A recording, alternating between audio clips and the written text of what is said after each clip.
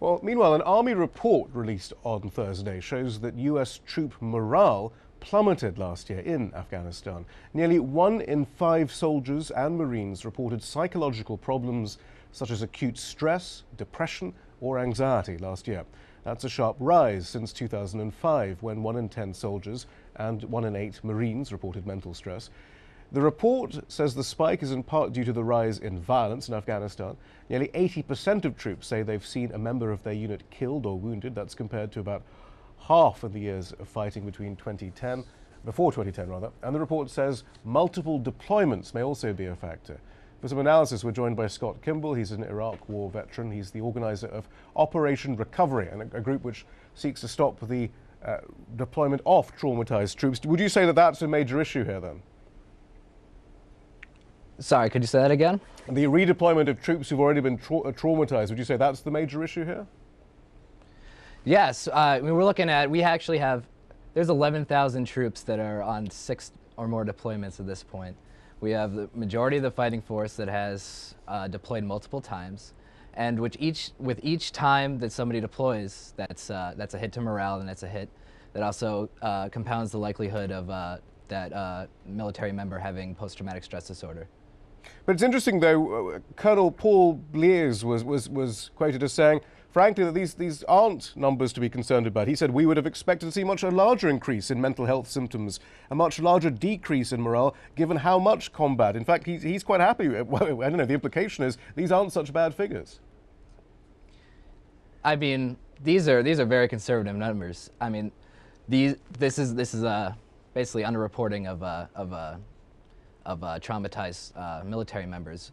1 in 3 female members of the military are sexually assaulted, but we're not seeing 1 in 3 seeking treatment for military sexual trauma. Estimates I've heard range from 20 to 50% of the fighting force having post-traumatic stress disorder. And really, I mean, we're looking at possibly more.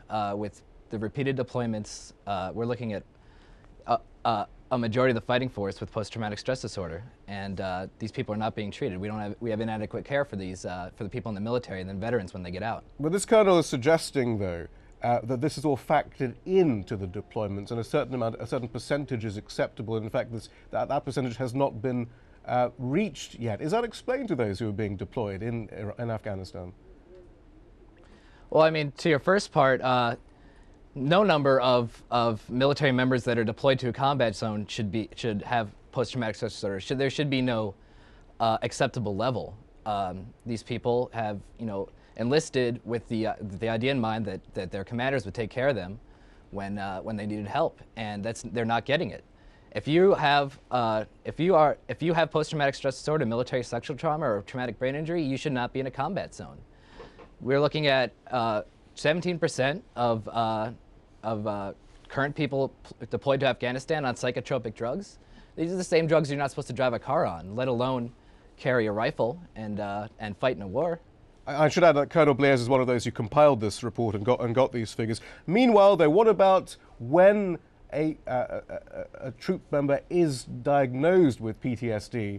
Will that stop them from being redeployed, though? I mean, or can that stop them being redeployed under the rules? Interestingly enough, a military commander can override the recommendations of a mental health care professional to deploy a military member with trauma. And these are not medical health professionals. These are professional military officers. They're not trained in mental health care. They should defer to the mental health care provider. No military member that is recommended to not deploy because of their trauma should be deployed to a combat zone. I think that's a fairly simple concept. Scott Kimball, fascinating. Thank you very much. Thank you.